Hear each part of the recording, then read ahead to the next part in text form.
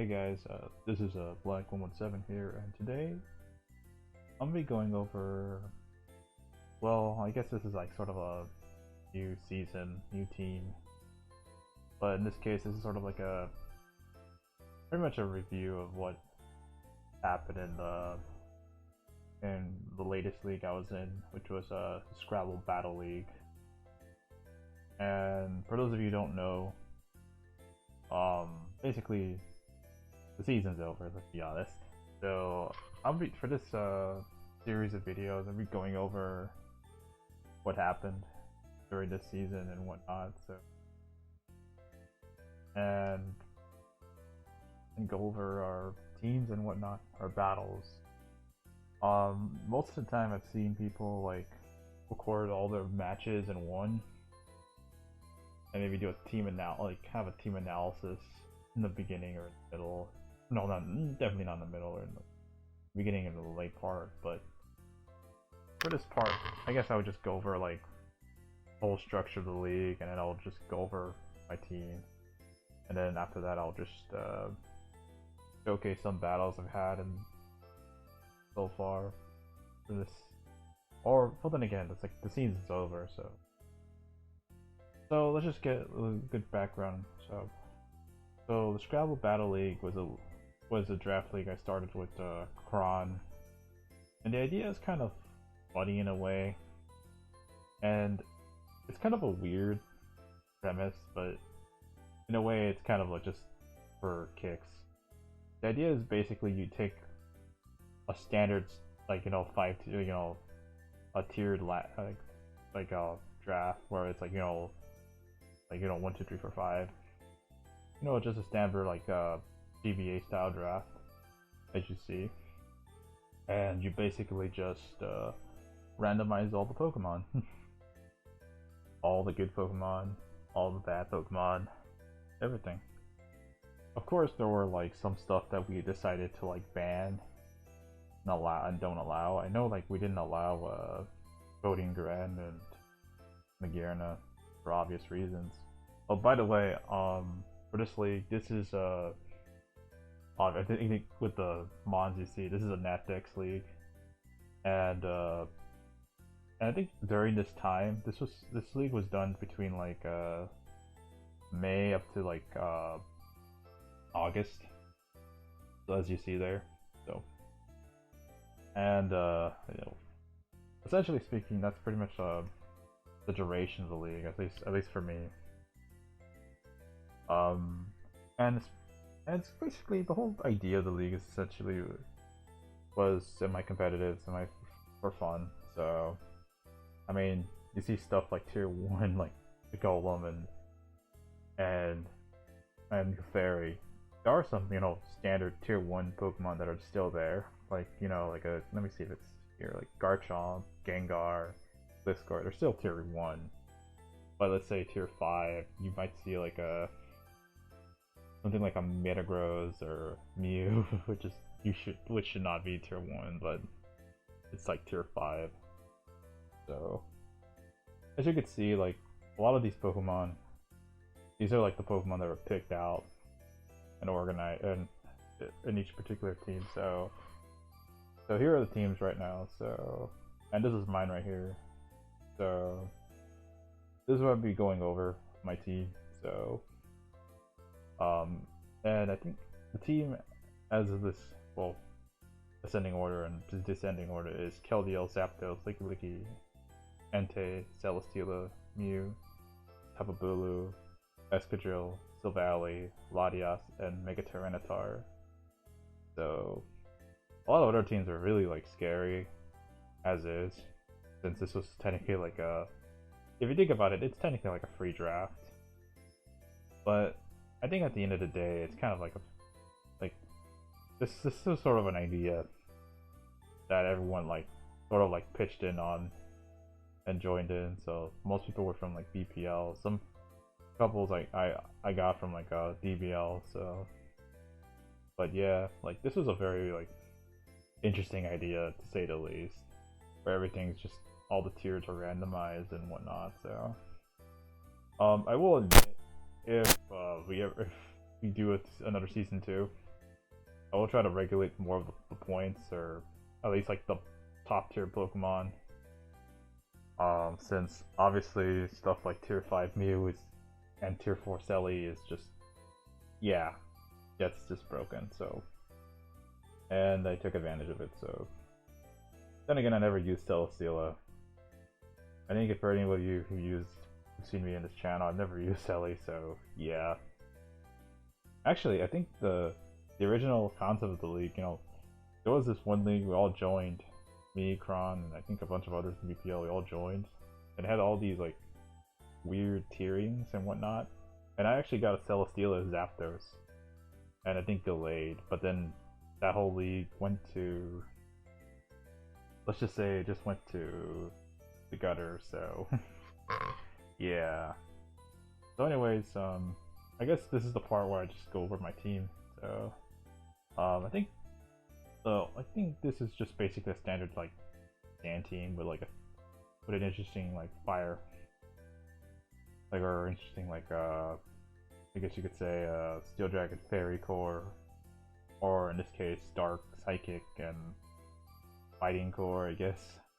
So I mean, there's not really much to say about this team. So wait, I don't think I have a oh yeah, I have Keldeo. I keep forgetting Keldeo is a fighting type. So alright, let's see. Let me see. Alright, so note to self. Whenever you start you start recording a video, you should definitely don't spoil the teams you use for the upcoming battles. So yeah. So anyways, this is the full team I have. And honestly, it's not really much to say. Like, this is just a pretty strong draft if you ask me. Even for like a free draft, if you ask, or randomized or free draft. Like, you have your bulky Psychic with Mew, pretty much strong utility wall, Zapdos with good pivoting, good, Volt Switch momentum, slash, like, special attacker if you need it. Selly, now, I'll go over Selly since, like, this is, like, the one Pokemon I've never used. Selly is pretty much interesting because, people have seen this thing used as, like, this, Sub-Seed stall or Toxic stall or De-Sub-Seed stall or whatever. It's usually seen as a very defensive, very solid Pokemon. But if you look at the stat total, it's actually kind of interesting because you could take advantage of Beast Boost to whatever you need it to increase the speed, attack, or special, or even defenses and whatnot. So, like, it could be an offensive if you want, if you ask me. Now, one thing I will say is I've used Celesteela extensively in like VGC, especially 17 and 18. Especially 17 when it was actually pretty good. And you've seen all these like defensive, offensive Celesteelas, even like the ones that like will have adamant natures with like with some good Spadef investment. They just need like maybe enough attack just to activate, increase their attack raising, like, Beast Boost or whatnot. So, well, the point I'm trying to say is that Selly is kind of versatile in a way, in terms of like whatever role I need it to be. So, Keldeo, this was just an amazing Pokemon. Like, I honestly think this was tier 1, but I still think it was worth it, if you ask me, because Keldeo is one of those Pokemon that if you see it, like, in a even for like a free or like a randomized too, I think you guys should just try it out. I think in this league, unfortunately, I wasn't able to use it with Flicker since we drafted during May. We didn't even know those moves existed, like the tutor moves, like, existed, those exact ones. So bear in mind when like I'm reviewing all these games, like this is from like that point in the meta game, if you ask me. So Keldeo is still like pretty interesting because it still has like access to Air Slash, access to Aura Sphere, from the initial like transfer, so into Sword and Shield gains in that generation, and you still have like strong sets like CM, some Scarf, Specs, if you ask me. It's very it's a strong wall break if you ask me, especially if you pair it with Tyranitar which I'll get to. Bulu. All I'll say is that I really wish that Bulu I used Bulu with like the move tutors, but we didn't. So here are the leak moves. That's another thing. I don't think we didn't allow like the leak moves, since otherwise I think Bulu with play rough would have gone early in the draft. So yeah. I mean, there's not much to say about Bulu, so I'm just gonna move on. Same with Licky Licky. There's not much to say. It's like Wish Pass. Now, Jill was like a Pokemon I think that I think everyone kind of ignored until like the 5th round, and then by then I was like, you know what? I'm just gonna grab it because there was just a lot of there was a lot of good ground types. Don't get me wrong, but like Drill just like at the time I think I drafted like I think it was Mew, Zapdos, Selly, Keldeo, and Bulu. But at the time I didn't have a very solid physical attacker, and I felt that Bulu just fits in the team very well, and it also helps me with the whole toxic immunity stuff. You know, I could just switch in between like, you know, this is one of the few ground types that can't get poisoned. So, and at this point I was like, you know what, I'll just try out like, you know, like Escadrille, because I've used Escadrille to Zapdos before, and let's just say it's just a powerhouse. Like, and especially now in this generation with Rapid Spin, the whole Rapid Spin buff and its speed raise, it's amazing. Like, this thing is just honestly one of the best Pokemon in the game now.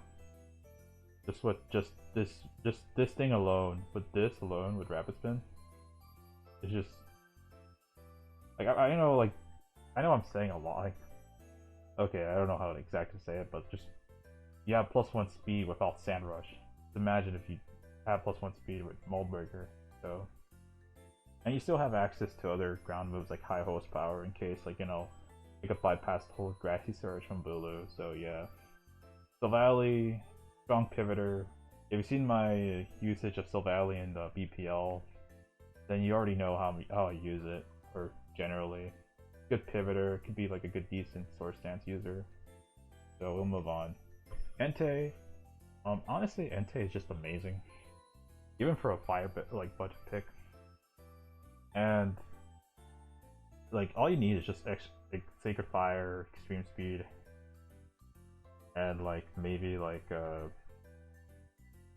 E-Speed and Flare Blitz. In this format, we do allow like cut moves, so stuff like Return is useful.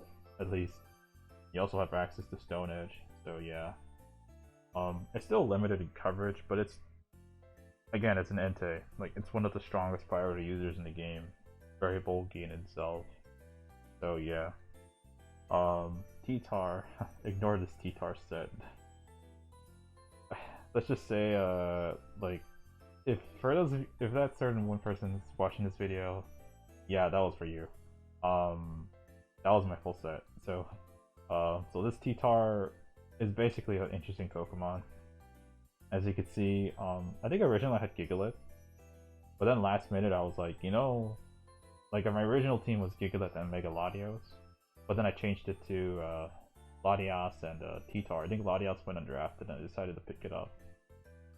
Like, before week 1, so. And honestly, this thing is just amazing in general. Like I know it has an F ton of weaknesses, but look at the BST distribution, and especially the fact that like this is boosted by Sand is just incredible. And one thing that people forget in I know Gen 8, like people say like T-Tar is not as good, or it's like, you know, in Gen 8, or well, it's not as good, just given like, you know, Gen 6 meta. Well, on the contrary, you say like in like Gen 6 or Gen 8 OU, you might think like T-Tar is not as good as it used to be, since it's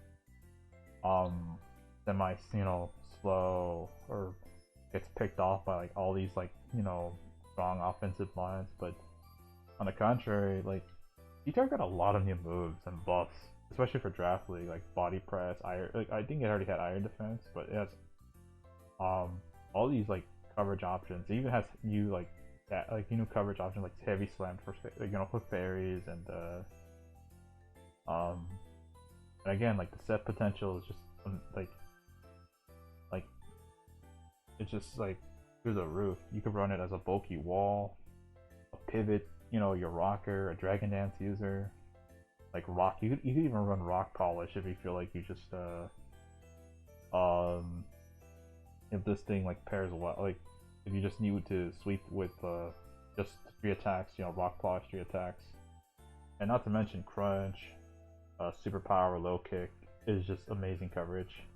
You have some of the strongest stabs in the game, like, you know, stone edge, superpower, crunch, and of course pursuit. Since this is a nat dex and we are allowing well, cut moves, so I figured that, you know, I might as well try out T-Tar since, you know, Drill can be self-sufficient with the speed raises as is. And I think one thing I will say is that Bulu and T-Tar just pair amazingly together. They just pair amazingly. So yeah. And the last Pokemon we have is Latias.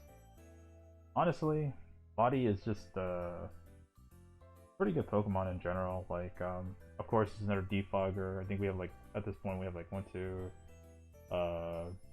3, 4 Pokemon with defog and Drill with rapid spin. So it can pretty much do a variety of roles. It could be offensive with Life Orb. It could have a CM set. Of course, with Healing Witch, you could just heal up T-Tar if it's like, or any of my mons, just to go for a second, you know, setup. So yeah. Yeah, so that's basically the team. It's like, it's pretty much a very weird but quirky team, but one I think that's pretty good. So I guess with that out of the way, I guess I could just go over my battles. So, alright, so I'll just see you guys in a bit.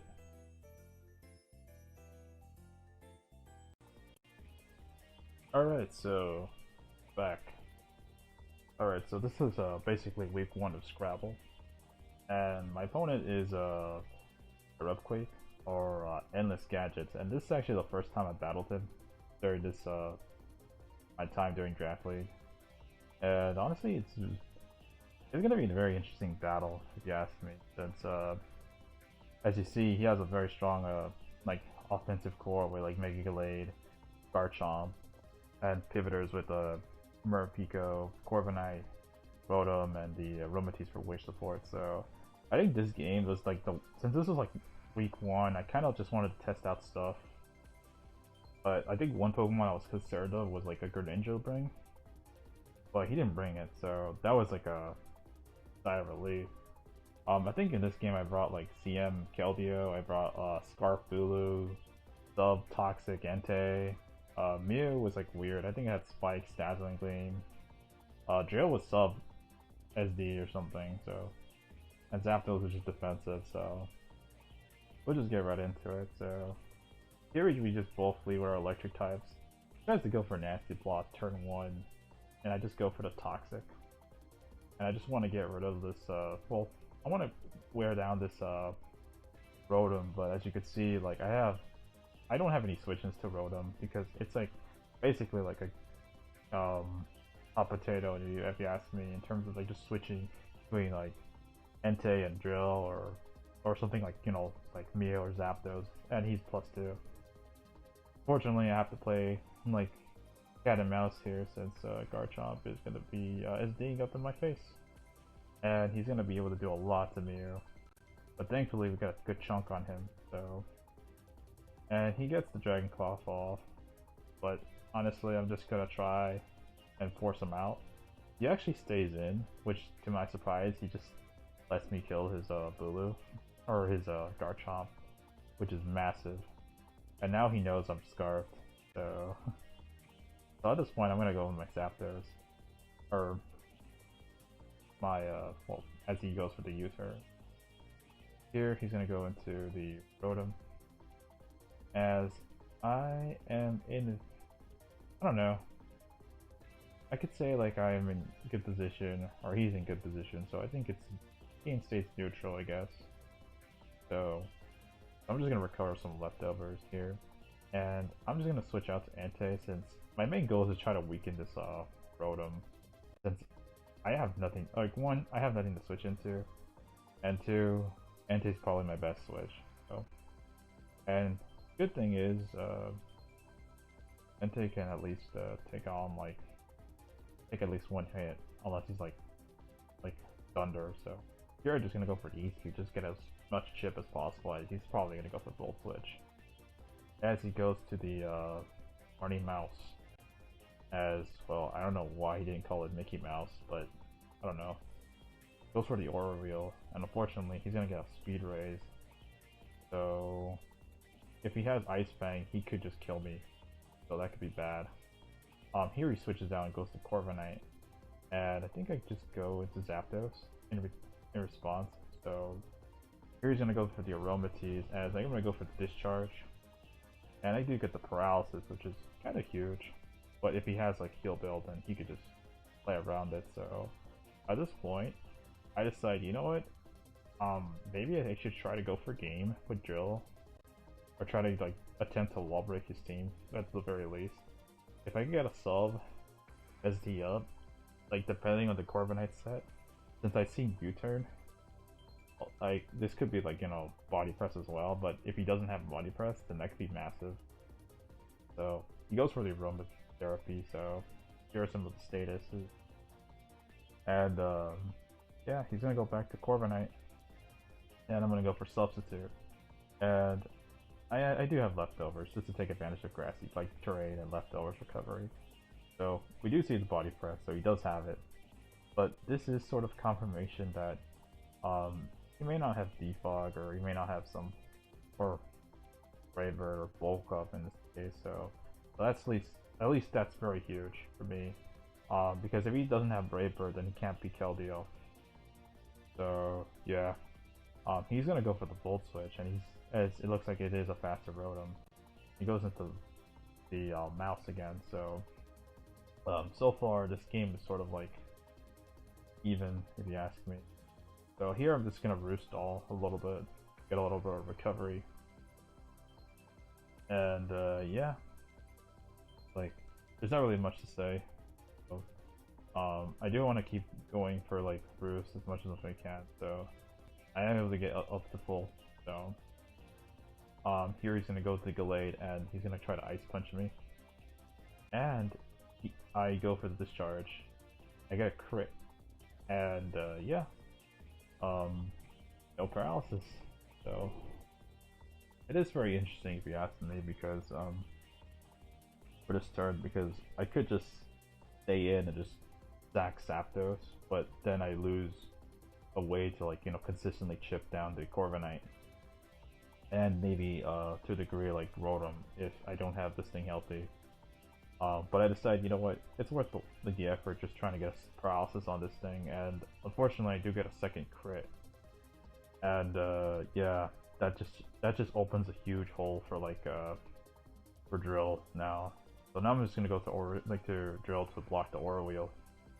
And yeah, at this point, this game is it's gonna be very interesting how I try to close this out, because like Corviknight could like, and Rotom could like pull it through, but unfortunately I don't have the means to, like, you know, kill most of his mons or something. So here he goes into Rotom, and I think he just stays in.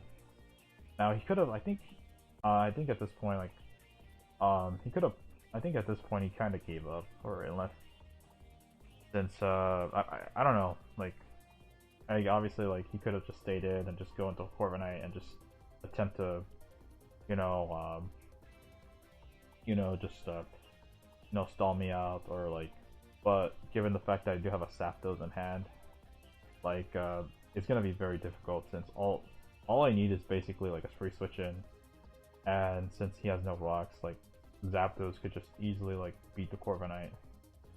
So I guess like he could have still played it out, but you know, there's that. So at this point I think the game is somewhat over, since all I have to do is just get like Keldeo set up. So just start, like, you know, clicking, like, well, I guess you could say, I wouldn't say like start clicking buttons, but so here I just go into Bulu, I think I just wanted to get the grassy terrain recovery for most of my team, since Entei actually can just do it by itself. So here he's gonna actually just I think in this turn like he just lets Romatis fall down or something or go down. Um so here I'm just gonna go for the Horn Leech, as I believe he just goes for the Moon Blast. So yeah. So at this point, I'm just gonna like be able to like knock out this Romatis, and here comes out the Corviknight. But I think at this point, Entei and to a degree Keldeo could just win me this game. So Romatis was the last thing that he needed to like prevent me from just outright just spamming a Keldeo. So yeah, here I'm just gonna go for the Secret Sword, and I'm just gonna go spam Scald. See if he has a Brave Bird or whatever. Since like Zapdos, Entei, like just can hold their own. So yeah, once he reveals the body press there, it was basically GG. So the game's endless. As honestly, I think the turn where like I got the double crit onto the Gallade really mattered. Though to be fair, I think like two like statics and two like discharges. So basically 4 chances of a 30% like chances of like paralysis. Could have like gotten Gallade paralyzed, and my goal was to try to 3-hit KO Gallade to begin with.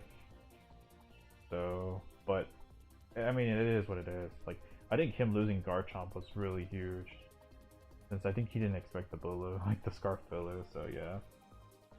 So GG's, and that's week 1. So I'm just gonna move on to week 2. Alright, so our next battle, we're up against Nightblader for week 2. And his team is pretty interesting. Like, he has like I think the team I was prepping for was like a very very defensive or bad team, as you call it, with Farrowthorn, Uniclus, Jellicent, and Shadow Tag Goth, as well as like 2 pivoters with Infernape and like Tornadus. So for this matchup, I knew that this is going to be one of those games where like he could just bring stall in a way in some aspects of his team, and just bring some very good offensive threats like Torn and Infernape, and as well as like Mega Dancy, which I think he didn't bring it, but yeah, I think the threat of Mega Dancy alone made me wanted to bring like both my steel types in this game. So, and yeah, looking at this team, it was kind of like very threatening, because like I don't know if he could have a possible trick room mode if you think about it, with Reuniclus and Jellicent, and Infernape and Torn. Like, well, Infernape in particular can have the option to set up like with SD or Nasty Plot, and God, can trick or set up Calm Minds, if you ask me, or trap me in and just like PP stall me if he goes from that route. So yeah, so I'm just gonna go showcase this battle. So here he leads off with Infernape, as I lead off with Zapdos. He goes for the taunt to prevent any toxics, as I go for the Volt Switch and go for positioning. So I go to the Dragon Bird or the Bird Dragon, and I go to get some like hit with light, like with my Side Shock, but doesn't do much. Here I just go to Zapdos, as he just goes for the Toxic. So honestly, there's no reason for him to go for Toxic. For me to go for Toxic. I could have gone for Selly, but honestly I didn't want to get knocked off, and I'm like, alright, so I think at this point I decided, you know what, maybe I should just go get my rocks up, so, and see what he wants. And then I realized, you know what, maybe that's a bad idea, because he has Toxic Leech Seed, and I might as well just scout up his full set, which is Toxic Leech Seed, Power Weapon, Rocks. So I'm like, okay, I could set up on this guy. So here I'm just start going for Flame Charges. This set's actually kind of interesting, because I think this is an offensive attack Jelly with I think it's very bulky, but the idea is basically to set up like like Speed Boost, which Flame Charge, and go with Metronome boosted Heavy Slams. So that way you just gain attack raises, and I just start piling on his like his team over time. The only downside is I have to rely on Leech Seed for recovery. So here I go for a heavy slam, and I'm able to do a good chunk to this guy on this Infernape. He's gonna go for the Flare Blitz, as I think I just knock him out and get an attack raise. So that's pretty good from on my end. But unfortunately, I think the Jellicent still outspeeds me. So I think at this point I just go for the substitute, and I'm gonna try to like go for like Leech Seed just to get some recovery. So this is basically like a pseudo subseed and metronome boosting, like attacker if you ask me. So here I should have just called his switch, and I think this is EOSUC, this is gonna bite me in the ass, because like if I called the switch out there, I could have just gotten like my boost with the not only would have gotten like the Thorn, but I would have like gotten rid of or I would have like had enough HP to like keep, I could have possibly swapped them right then and there, got 2 flame charges, then I would have gotten like another attack raise, and at that point the game is over. So, but as you can see, I'm not gonna be able to knock out this Thorn. So I'm gonna be able to weaken it, but it's gonna be a double down, very likely, since I'm like the Iron Barbs are just gonna get me, and I don't have leftovers. I have Metronome, so I guess this is the trade I'm gonna go for. So in the end, but this does open the door a lot for Latias and the Drill. So I'm gonna go to my Zapdos as he goes into Torn. And by the way, I do have boots, so I didn't take any rocks. So goes into Reuniclus, and I'm gonna go for Volt Switch, pivot out, go into T-Tar, and yeah. At this point, I think I risk him being like a Trick Room or switching out. I think I just go for Crunch. However, he has the Cobra Berry, and unfortunately, he's gonna hit his Focus Blast. But thankfully, we are bulky, because in the sand we are Spadef. We have the Sand Boost. That's amazing for us. So at this point, I'm just gonna go for another Crunch. But I only have like one more switch in with T-Tar left, so we have to make it count. So I'm gonna have to switch out Zapdos.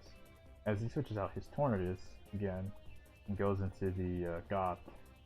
And now this is a very weird turn, because now I don't know what this Goth can do, and my only Pokemon that could deal with it is T-Tar and Drill, but T-Tar is already weakened. I guess Mew could do it, but you'll see why, like, that's a concern. I don't think that's a reliable option. So here he's gonna go for Cosmic Power, and he actually outspeeds me. And I'm like, wait, is he actually max or something? And that's actually concerning to me, because he could just start setting up. So this is when I start setting up myself, and I go for my own attack raise. But at this point, I can't like risk it. So, and he might have like a, he might have like Wisp.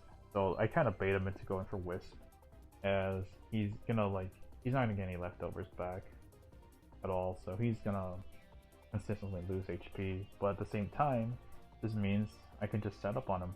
So now I could just go for the Mine, and it can start setting up. So at this point, I'm like, okay, I could probably go for game at this point, just go for Psyshocks, and I win. And that's pretty much what I thought. Turns out, this guy actually has Scarf. I think he has a Choice Scarf with him. And that's actually kind of bad for me, because now I'm locked in. Thankfully I went for Psyshock, because this, if I went for another move, this would have I wouldn't have been able to well, he would have just set up in front of me. So yeah. And I guess there's a caveat that I'm burned, so yeah. At least I could set up on that end. So unfortunately, I have to kind of let Mew get sacked here. So, and he kind of knows this, since Mew is gonna get sacked, and since there's nothing I could do, I'm locked in, and he could just rest. And if he gets low enough. Here he's gonna keep going for cosmic powers, and this is a concern because he could have possibly like stored power. Here he goes for rest, which I kind of disagree. I guess that's a fine play as well, but I don't know. He does have the metronome, which is very concerning to me because if he gets um like he could get like a high roll with a second like more power boost if this is what I think it is. So thankfully he only has like 2 boosts and he has no special attack boost, or so I think. So here I decide, you know what, I have to go for an SD, as store power doesn't do a lot, so I have to start like going for you know going for like the offense. But here he doesn't go for the cosmic power, as I decide, you know what, I could just he doesn't go for the store power again, which would have been concerning. Here I go for rapid spin, so that way I can remove hazards, and I know that the second store power is gonna kill me. I only went for the rapid spin so I could for sure outspeed like Torn. So at this point in the game, I think it's pretty much over, since Delsin's gonna take too much damage to a point where like I could just OHKO it with like a second earthquake. So out comes Torn. I go for my Rock Tomb, dash the Charty Berry, which is kind of funny, and he goes for the super power. And I have the Chople Berry, and he goes like, it's kind of funny. That was a very funny exchange because we both had like our respective berry, like type berries, if you ask me. But he's -2 attack, he's -2 defense, he's -2 speed, and yeah, that's gonna be GG. So yeah, that got the tail kind of that did scare me a bit there, because he could have just won if he just kept spamming like store power metronome.